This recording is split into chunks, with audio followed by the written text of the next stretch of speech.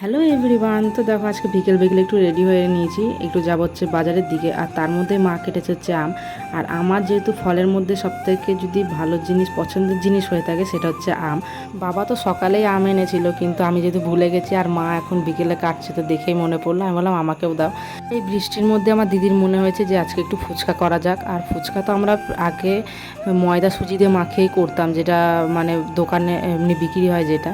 তো আমরা ভাবলাম যে আজকে এতটা খাটাখাটনি করার কোনো দরকার নেই, তো আজকে ফুচকার পাঁপড়টাই নিয়ে আসি। এইটা আমাদের ফার্স্ট টাইম ট্রাই করবো, দেখবো কীরকম লাগে। আর বাইরে তো বেরিয়েই দেখি যে বৃষ্টিটা অনেকটা কমে গেছে, তাও আমি ছাতাটা নিয়ে বেরিয়েছি, কেননা কখন মেঘ হচ্ছে কখন রোদ উঠছে কিছু বলা যাচ্ছে না।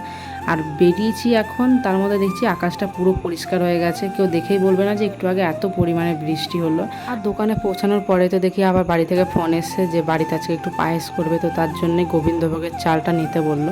আর এখান থেকে গোবিন্দভোগের চাল, চিনি সমস্ত কিছু নিয়ে নিলাম। গোবিন্দভোগের চালটা আমাদের ঘরে রাখা থাকে, তো এখন বাড়ন্ত হয়ে গেছে দেখেই নিয়ে এলাম। তো যাই হোক, এবারেও অল্প করে নিয়েছি, পরের বারে বাবা একটু বেশি করে নিয়ে যাবে।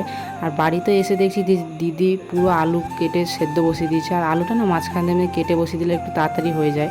আর আমি তো বললামই যে পায়েস করবে, তো দিদি এখানে এসে তাড়াতাড়ি করে গোবিন্দভোগ চালের সাথে ঘি মিশিয়ে রেখে দিচ্ছে আর কি। এটা আমি জানি না, আমি পায়েস কোনোদিন করিও নাই, ওরাই করে আমি দেখি।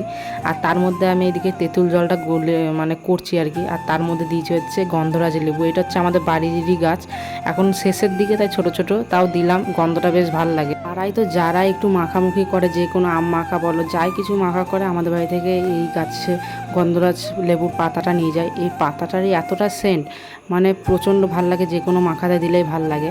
আর এখন আমি মেখে নিচ্ছি হচ্ছে আলুর মধ্যে যেগুলো ঘরোয়া মশলা দেয় আর কি, ওগুলোই দিচ্ছি।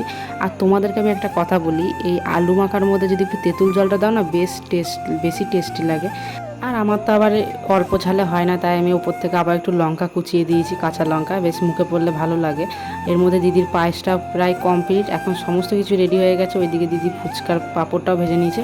তো দেখো কী সুন্দর লাগছে, আর বেশ বড় বড় হয়ে ভাজা হয়েছে, ফুলেছে খুব সুন্দর পাঁপড়গুলো। আর দিদি এদিকে আমাকে বানিয়ে দিচ্ছে, তো আমি বললাম তুই বানিয়ে দে, আমি একটু খাই। তো বলছে দে আমাকে, আমি আগে খাই। আমি বলছি না, আগে আমাকে একটা দে, আমি আগে একটু খেয়ে দেখি। তো বেশ টেস্টি হয়েছে। তো ভাবছি এবার থেকে এমনি করে বানাবো, অত ঝামেলা না করার থেকে এমনি পাঁপড় কিনে এনে বানানোই ভালো। আমার তো বেশ ভালো লেগেছে, এবার থেকে যখনই করবো এমনি পাঁপড় কিনেই নিয়ে আসবো।